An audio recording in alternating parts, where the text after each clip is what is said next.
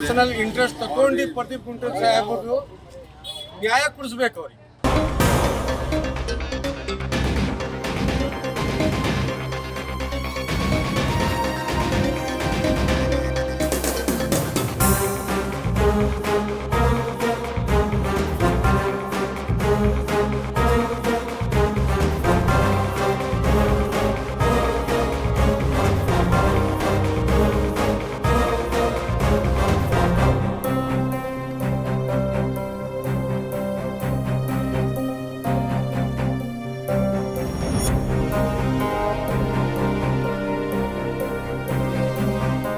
ನನ್ನ ಹೆಸರು ಯೂಸುಫ್ ಮಿಯಾ.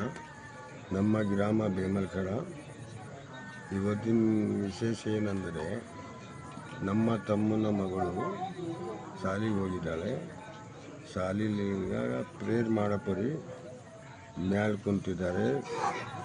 ಮತ್ತು ಹುಡುಗರೆಲ್ಲ ಇಟ್ಟಿಲ್ಲ ಯಾರಿಗೂ, ಅದೇ ಒಬ್ಬಕ್ಕೇ ಕುಂತೀವಿ. ಆಮೇಲೆ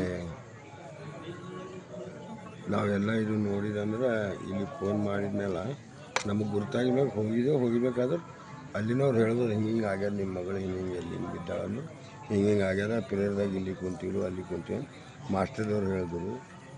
ನೀವು ಮಾಸ್ಟರ್ಗಳಿಗೆ ನೀವು ಏನು ಮಾಡತ್ತೀರಿ ಮತ್ತು ಪ್ರೇಯರ್ ಮಾಡೋಕೆ ಯಾಕೆ ಒಳ್ಳಿಲ್ಲ, ಏನು ಮಾಡತ್ತೀರಿ ಅಂತ ನಾ ಇದು ಕೋಪ ಮಾಡಿದೆ ಸ್ವಲ್ಪ. ಆಮೇಲೆ ಹಾಸ್ಪಿಟಲ್ಗೆ ಹೋದರು.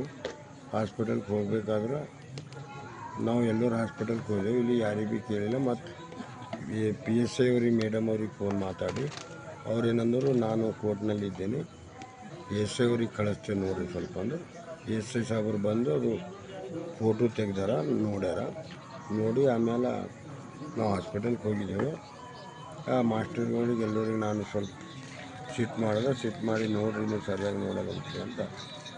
ಆಮೇಲೆ ನಾವು ಹಾಸ್ಪಿಟಲ್ಗೆ ಹೋಗಿ ಅಲ್ಲಿ ನಮ್ಮ ಹುಡುಗಿನ ಡೆತ್ ಆಯಿತು.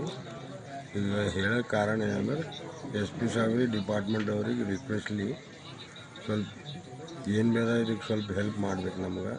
ಏನು ಇದು ಯಾಕೆ ಹಿಂಗಾಯಿತು, ಎದ್ರ ಸಲುವಾಗಿ ಆಯಿತು, ಏನು ಅದು ಸ್ವಲ್ಪ ಅದಕ್ಕೆ ಇನ್ಕ್ವೈರಿ ಮಾಡಬೇಕು. ಅದು ಸ್ವಲ್ಪ ಹೆಚ್ಚಿಗೆ ಅದಕ್ಕೆ ಕಾಳಜಿಲಿಂದ ಅದು ಮಾಡಿರಿ. SP ಸಾಹೇಬ್ರಿಗೆ ಮನವಿ ಮಾಡತ್ತೀವಿ.